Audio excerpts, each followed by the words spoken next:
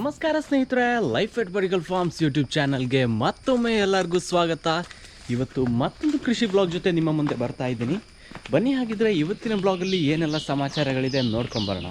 ಇವಾಗ ಬೆಳಿಗ್ಗೆ 6:30 ಆಗ್ತಾಯಿದೆ ಅಷ್ಟೇ. ನಾನು ತೋಟದ ಕಡೆ ಹೊರಟಿದ್ದೀನಿ. ಏನಕ್ಕೆ ಅಂದರೆ ಇವತ್ತು ಬೆಳಿಗ್ಗೆನೇ ಬಿಸಿಲಿರೋ ವಾತಾವರಣ ಇದೆ ನೋಡಿ. ಅದಕ್ಕೋಸ್ಕರ ಬಿಸಿಲಿರೋ ದಿನ ಸ್ವಲ್ಪ ಕೂಡ ಟೈಮ್ ಮಿಸ್ ಮಾಡೋದು ಬೇಡ ಅಂತ ಇವತ್ತು ಬೋರ್ಡೋ ಸ್ಪ್ರೇ ಮಾಡೋದಿದೆ. ಅದಕ್ಕೋಸ್ಕರ ಬೇಕಾಗಿರೋ ಪ್ರಿಪರೇಷನ್ಸ್ ಎಲ್ಲ 8 ಗಂಟೆ ಮುಂಚೆನೇ ಮಾಡಿದ್ರೆ ವರ್ಕರ್ಸ್ ಬಂದ ಕೂಡಲೇ ನಾವು ವರ್ಕನ್ನು ಸ್ಟಾರ್ಟ್ ಮಾಡ್ಬೋದು, ಬೇರೆಲ್ಲ ಕೆಲಸಗಳನ್ನು ಮೊದಲೇ ಕಂಪ್ಲೀಟ್ ಮಾಡಿಕೊಂಡ್ರೆ ಅಂತ ಇವಾಗ ನಾನು ಹೊರಟಿರೋದು.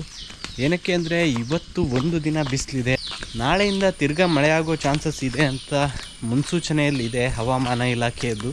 ಅದಕ್ಕೋಸ್ಕರ ಬಿಸಿಲಿರೋ ದಿನವನ್ನು ಯುಟಿಲೈಸ್ ಮಾಡಬೇಕು, ಸ್ಪ್ರೇ ಹೊಡಿಬೇಕು. ಬನ್ನಿ, ಆಗಿದ್ದರೆ ಈ ಬ್ಲಾಗನ್ನು ಕಂಟಿನ್ಯೂ ಮಾಡೋಣ. ಈ ಟೈಮಲ್ಲಿ ಪೆಪ್ಪರ್ಗೆ ಸ್ಪ್ರೇ ಹೊಡೆಯೋದಂತೂ ತುಂಬಾ ಇಂಪಾರ್ಟೆಂಟ್ ಆಗುತ್ತೆ. ಅಡಿಕೆಗೆ ಬೋರ್ಡ್ ಸ್ಪ್ರೇ ಹೊಡೆಯೋ ಟೈಮಲ್ಲಿ ಪೆಪ್ಪರ್ಗೂ ಹೊಡಿತೀವಿ. ಇಲ್ಲಿ ನೋಡಿ, ಒಂದು ಮರದಲ್ಲಿ ಕೊಳೆ ರೋಗ ಕಾಣಿಸ್ಕೊಂಡಿದೆ, ಒಂದು ಬಳ್ಳಿನಲ್ಲಿ ಆ್ಯಕ್ಚುಲಿ ಕಾಳು ಮೆಣಸಿನ ಬಳ್ಳಿಯಲ್ಲಿ ಕೊಳೆ ರೋಗ ಕಾಣಿಸ್ಕೊಂಡ್ರೆ ನೋಡಿ ಎಲೆಗಳು ಈ ಥರ ಆಗೋದಕ್ಕೆ ಸ್ಟಾರ್ಟ್ ಆಗುತ್ತೆ. ಇದು ನಿಮ್ಮದು ಇಪ್ಪಿಲಿ ಆಗಿರಲಿ ಅಥವಾ ನಾರ್ಮಲ್ ಬಳ್ಳಿನೇ ಆಗಿರಲಿ, ಯಾವುದಾದ್ರೂ ಕೊಳೆ ರೋಗ ಬಂದೇ ಬರುತ್ತೆ ಮಳೆ ಜಾಸ್ತಿ ಆದರೆ.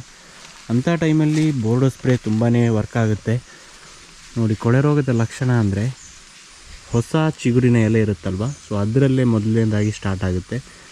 ಈ ಚಿಗುರು ಕೊನೆಯದಾಗಿ ಏನಾಗುತ್ತೆ ಅಂದರೆ ಇಲ್ಲಿಂದ ಕಟ್ಟಾಗಿಬಿಡುತ್ತೆ ನೋಡಿ. ಕಟ್ಟಾಗುವಾಗ ಮುಂದಿನ ಬೆಳೆಯ ಕಾಳು ಮೆಣಸಿನ ಗರೆಗಳು ಕೂಡ ಅದರಲ್ಲೇ ಇರುತ್ತೆ. ಸೊ ಆವಾಗ ನಮಗೇನೆ ಲಾಸದು ನೋಡಿ, ಈ ಥರ ಇರುತ್ತೆ. ಬಟ್ ಇದಕ್ಕೆ ನೀವು ಬೋರ್ಡೋ ಸ್ಪ್ರೇಯನ್ನು ಕೊಟ್ಟರೆ ಕಂಟ್ರೋಲ್ಗೆ ಬರುತ್ತೆ.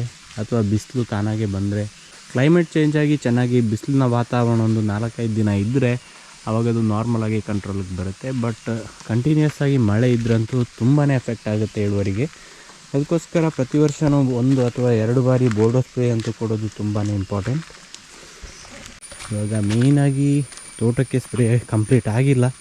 ಸೊ ಅದ್ರ ಜೊತೆ ನೋಡಿ, ಇಲ್ಲಿ ತೆಂಗಿನಕಾಯಿ ಕೂಡ ಸುಲಿದಿದ್ದೀವಿ. ಅಂದರೆ ಮಳೆಗಾಲದ ಕಾಯಿಗಳು ಒಂದು ದಿನ ಕೊಯ್ಲು ಮಾಡೋದಕ್ಕೆ ಬಂದಿದ್ದರು. ಸೊ ಆ ದಿನದನ್ನು ಇವಾಗ ಸುಲಿದು ಕೊಡೋದು, ಇಲ್ಲಾಂದರೆ ಅದು ಮೊಳಕೆ ಬರೋದಕ್ಕೆ ಸ್ಟಾರ್ಟ್ ಆಗುತ್ತೆ ಇವಾಗ ಮಳೆಗೆ. ಇದನ್ನು ಮನೆಗೆಲ್ಲ ಸಾಗಿಸಿ ಸ್ಟಾಕ್ ಮಾಡುವಷ್ಟು ಪೇಷನ್ಸು ಇಲ್ಲ, ಮಾರ್ಕೆಟಲ್ಲಿ ರೇಟು ಇಲ್ಲ. ಅದಕ್ಕೋಸ್ಕರ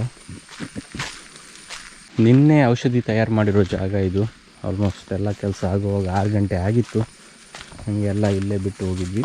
ಇವಾಗ ಇನ್ನು ನೆಕ್ಸ್ಟ್ ತಿರುಗಿ ಇದನ್ನು ತಗೊಂಡು ಹೋಗಬೇಕು. ನಿನ್ನೆ ಕೂಡ ಚೆನ್ನಾಗಿ ಬಿಸಿಲಿತ್ತು, ಮಳೆ ಒಂದು ಕೂಡ ಬಂದಿಲ್ಲ ಅಂತಲೇ ಹೇಳ್ಬೋದು. ಅಡಿಕೆ ಬೆಳೆಗಾರರಿಗೆ ಅಥವಾ ಬೋರ್ಡೋ ಸ್ಪ್ರೇ ಹೊಡೆಯೋರಿಗಂತೂ ತುಂಬಾ ಚೆನ್ನಾಗಿರುತ್ತೆ. ನಿನ್ನೆ ಹಾಗೆಯೇ ಇವತ್ತು ಕೂಡ ಅದೇ ಥರ ಇದೆ ಅಂತ ಅನ್ನಿಸ್ತಿದೆ. ಸದ್ಯಕ್ಕಂತೂ ಚೆನ್ನಾಗಿದೆ ವೆದರ್. ಹಾಗೆಯೇ ಇವಾಗ ನಿನ್ನೆ ಔಷಧಿ ಸ್ಪ್ರೇ ಮಾಡಿರೋ ಜಾಗದಿಂದ ಇನ್ನೊಂದು ಪ್ಲಾಟ್ಗೆ ಪಂಪನ್ನೆಲ್ಲ ತೊಗೊಂಡೋಗೋದಿತ್ತು. ಹಾಗೆಯೇ ವೈರ್ಗಳನ್ನು ಕೂಡ ಇಲ್ಲಿ ರೋಲ್ ಮಾಡಿ ತೊಗೊಂಡೋಗೋದಕ್ಕೆ ಪ್ರಿಪೇರ್ ಮಾಡ್ತಾಯಿದ್ದೀನಿ. ಹಾಗೆಯೇ ಇನ್ನೊಂದು ಲೊಕೇಶನಲ್ಲಿ ಇವಾಗ ನೋಡಿ ಎಲ್ಲ ಸೆಟ್ ಮಾಡಿ ಸ್ಪ್ರೇ ಮಾಡೋದಕ್ಕೆ ಅಂತ ರೆಡಿ ಆಗ್ತಾಯಿದ್ದೀವಿ. ಇದು ಕೂಡ ಬೋರ್ಡೋ ಮಿಕ್ಸರೇ ಆಗಿರುತ್ತೆ. ಸೊ ಸುಣ್ಣ ಹಾಗೆ ಮೈಲ್ತುತ್ತನ್ನು ಮಿಕ್ಸ್ ಮಾಡಿ 200 ಲೀಟರ್ನ ಬ್ಯಾರಲ್ಲಿ ರೆಡಿ ಮಾಡಿಟ್ಟಿದ್ದೀವಿ ನೋಡಿ. ಹಾಗೆಯೇ ಪೆಟ್ರೋಲ್ ಪಂಪನ್ನು ಯೂಸ್ ಮಾಡಿಕೊಂಡು ಸ್ಪ್ರೇ ಮಾಡ್ತಾ ಇದ್ದೀವಿ. ಇವತ್ತು ದೋಟಿಯ ಸಹಾಯದಿಂದ ನಾನು ಅಡಿಕೆ ಮರಗಳಿಗೆ ಸ್ಪ್ರೇಯನ್ನು ಮಾಡ್ತಾ ಇಲ್ಲ. ಏನಕ್ಕೆ ಅಂದರೆ ಕಾಳು ಮೆಣಸಿಗೆ ಬೋರ್ಡೋ ಸ್ಪ್ರೇ ಮಾಡೋದು ತುಂಬಾ ಇಂಪಾರ್ಟೆಂಟ್ ಆಗಿತ್ತು. ಏನಕ್ಕೆ ಅಂದರೆ 1-2 ಬಳ್ಳಿಗಳಲ್ಲಿ ಕೊಳೆ ರೋಗ ಆಲ್ರೆಡಿ ಕಾಣಿಸ್ಕೊಂಡಿದೆ. ಅದಕ್ಕೋಸ್ಕರ ಪೆಪ್ಪರ್ಗೆ ಬೋರ್ಡೋ ಸ್ಪ್ರೇಯನ್ನು ಮಾಡ್ತಾ ಇರೋದು. ಪೆಟ್ರೋಲ್ ಪಂಪನ್ನು ಯೂಸ್ ಮಾಡಿರೋದ್ರಿಂದ ಎಟ್ ಎ ಟೈಮ್ ಇಬ್ಬರಿಗೆ ಸ್ಪ್ರೇ ಮಾಡೋದಕ್ಕಾಗುತ್ತೆ. ಒಬ್ಬರು ಅಡಿಕೆ ಮರಕ್ಕೆ ಹತ್ತಿ ಅಡಿಕೆ ಮರಗಳಿಗೆ ಬೋರ್ಡೋ ಸ್ಪ್ರೇಯನ್ನು ಮಾಡ್ತಾ ಇದ್ದಾರೆ. ಹಾಗೆಯೇ ನಾನು ಕಾಳು ಮೆಣಸಿನ ಬಳ್ಳಿಗಳಿಗೆ 7 ಫೀಟ್ನ ಕಂಟ್ರೋಲ್ನ ಯೂಸ್ ಮಾಡಿಕೊಂಡು ಸ್ಪ್ರೇಯನ್ನು ಮಾಡ್ತಾ ಇರೋದು. ಅಡಿಕೆ ಮರಗಳಿಗೆ ಗಿಡಗಳಿಗೆ ಸ್ಪ್ರೇ ಮಾಡೋದಕ್ಕೆ ತಯಾರಿ ಮಾಡಿರೋ ಬೋರ್ಡೋ ಮಿಕ್ಸರನ್ನೇ ಕಾಳು ಮೆಣಸಿನ ಬಳ್ಳಿಗಳಿಗೂ ನಾವು ಉಪಯೋಗ ಮಾಡ್ತಾ ಇರೋದು. 200 ಲೀಟರ್ನ ಬ್ಯಾರಲ್ಗೆ 4 kg ಸುಣ್ಣ ಹಾಗೆಯೇ 2.5 kg ಮೈಲು ತುತ್ತು ಹಾಕಿ ಬೋರ್ಡೋ ಮಿಕ್ಸರನ್ನು ತಯಾರು ಮಾಡಿದ್ದೀವಿ ಇಲ್ಲಿ. ಇದರ ಜೊತೆ ಯಾವುದೇ ಇನ್ಸೆಕ್ಟಿಸೈಡ್ ಅಥವಾ ಫಂಗಿಸೈಡನ್ನು ಸದ್ಯಕ್ಕೆ ಯೂಸ್ ಮಾಡ್ತಾ ಇಲ್ಲ. ಸ್ಪ್ರೆಡ್ಡರ್ 50 ml ಅನ್ನು ಯೂಸ್ ಮಾಡಿದ್ದೀವಿ, ಬಿಟ್ಟರೆ ಬೇರೆ ಯಾವುದನ್ನು ಇದಕ್ಕೆ ಮಿಕ್ಸ್ ಮಾಡಿಲ್ಲ. ಇವಾಗ 11 ಗಂಟೆ ಆಗ್ತಾ ಬಂತು. ಆಲ್ಮೋಸ್ಟ್ ಮುಕ್ಕಾಲು ಬ್ಯಾರಲ್ ಆಗುವಷ್ಟು ಸ್ಪ್ರೇ ಮಾಡಾಯಿತು. ಒಬ್ಬರು ಅಡಿಕೆ ಮರಕ್ಕೆ ಸ್ಪ್ರೇ ಮಾಡ್ತಾ ಇದ್ದಾರೆ, ಹಾಗೆಯೇ ನಾನು ಪೆಪ್ಪರ್ಗೆ ಸ್ಪ್ರೇ ಮಾಡ್ತಾ ಇದ್ದೀನಿ. ಸೊ ಎಟ್ ಎ ಟೈಮ್ ಆಗುತ್ತೆ, ಒಂದೇ ಪಂಪಲ್ಲಿ ಎಟ್ ಎ ಟೈಮ್ ಆಗುತ್ತಲ್ವ. 2ರಿಂದ 3 ಬಳ್ಳಿಗಳಲ್ಲಿ ಕೊಳೆ ರೋಗ ಕಾಣಿಸ್ಕೊಂಡಿದೆ, ಒಂದೊಂದು ಎಲೆಗಳು ಬೀಳ್ತಾ ಇದೆ. ಸೊ ಅದಕ್ಕೋಸ್ಕರ ಪೆಪ್ಪರ್ಗೂ ಸ್ಪ್ರೇ ಕೊಡೋದು ತುಂಬಾ ಇಂಪಾರ್ಟೆಂಟ್ ಆಗುತ್ತೆ ಈ ಟೈಮಲ್ಲಿ. ಇವಾಗಂತೂ ಸ್ವಲ್ಪ ವೆದರ್ ಸಪೋರ್ಟ್ ಮಾಡ್ತಾ ಇದೆ ಅಂತಲೇ ಹೇಳ್ಬೋದು. ಬಿಸಿಲಿದೆ ಸ್ವಲ್ಪ, ಅದಕ್ಕೋಸ್ಕರ ನಾಳೆಯಿಂದ ತಿರ್ಗಾ ಮಳೆ ಅಂತ ಹೇಳ್ತಾ ಇದ್ದಾರೆ. ಅದಕ್ಕಿಂತ ಮುಂಚೆ ಸ್ಪ್ರೇ ಮಾಡಿಕೊಂಡ್ರೆ ತುಂಬಾ ಬೆನಿಫಿಟ್ ಇದೆ, ಅದಕ್ಕೋಸ್ಕರ ಕಂಟಿನ್ಯೂ ಆಗ್ತಾಯಿದ್ವಿ. ಸೊ ಬನ್ನಿ, ಆಗಿದ್ದರೆ ಬ್ಲಾಗನ್ನು ಕಂಟಿನ್ಯೂ ಮಾಡೋಣ. ಒಂದು ಚಿಕ್ಕದಾಗಿ ಒಂದು ಬ್ರೇಕ್ ತೊಗೊಂಡು ಕಾಫಿ ಎಲ್ಲ ಕುಡಿದ್ಬಿಟ್ಟು ಆಮೇಲೆ ಸಿಗೋಣ.